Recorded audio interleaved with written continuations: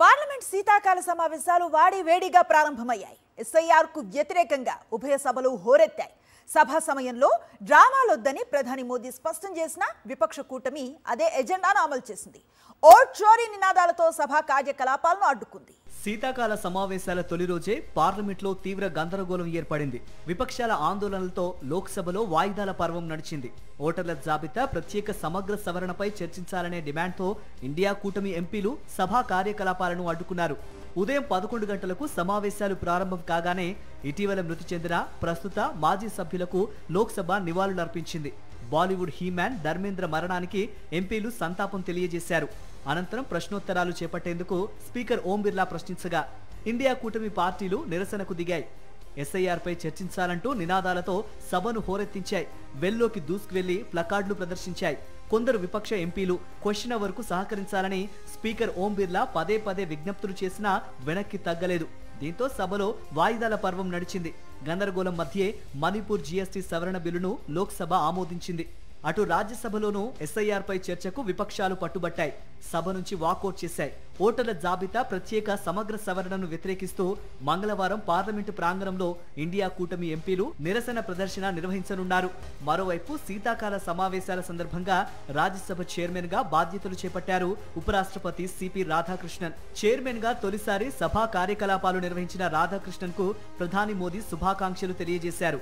ఆయన వ్యక్తిత్వం, సహనం అందరికీ ఆదర్శమన్నారు.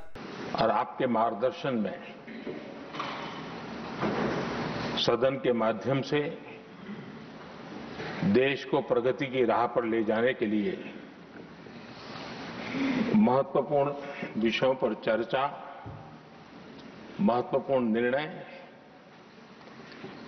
और उसमें आपका अमूल्य मार्गदर्शन एक बहुत बड़ा अवसर हम सबके लिए है।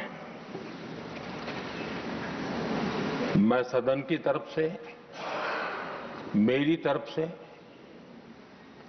आपको बहुत बधाई देता हूं, आपका अभिनंदन करता हूं और आपको शुभकामनाएं देता हूं.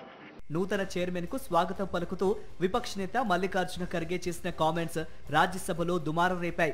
మాజీ చైర్మన్ జగదీప్ ధన్కడ్ గురించి ఆయన ప్రస్తావించడంపై అధికార కూటమి అభ్యంతరం వ్యక్తం చేసింది. ప్రస్తుత సమయంలో ఆ అంశాన్ని ప్రస్తావించాల్సిన అవసరం లేదని పేర్కొన్నారు కేంద్ర మంత్రి జేపీ నడ్డా. శీతాకాల సమావేశాల ప్రారంభానికి ముందు పార్లమెంటు ఆవరణలో మీడియాతో మాట్లాడిన ప్రధాని మోదీ ప్రతిపక్షాలకు బలంగా చురకలంటించారు.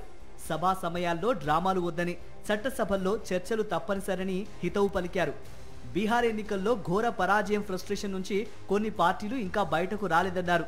విపక్షాలు తమ వ్యూహాన్ని మార్చుకోవాలన్న ప్రధాని వారికి కొన్ని టిప్స్ ఇవ్వడానికి తాను సిద్ధంగా ఉన్నానంటూ సెటైర్లు వేశారు. ప్రధాని మోదీ డ్రామాలొద్దు వ్యాఖ్యలపై కాంగ్రెస్ ఘాటుగానే స్పందించింది. సమస్యలు లేవనెత్తడం డ్రామా కాదన్నారు వయనాడ్ ఎంపీ ప్రియాంక వాద్రా. ప్రజా సమస్యలపై చర్చలకు అనుమతించకపోవడమే డ్రామా అంటూ ఎదురుదాడి చేశారు.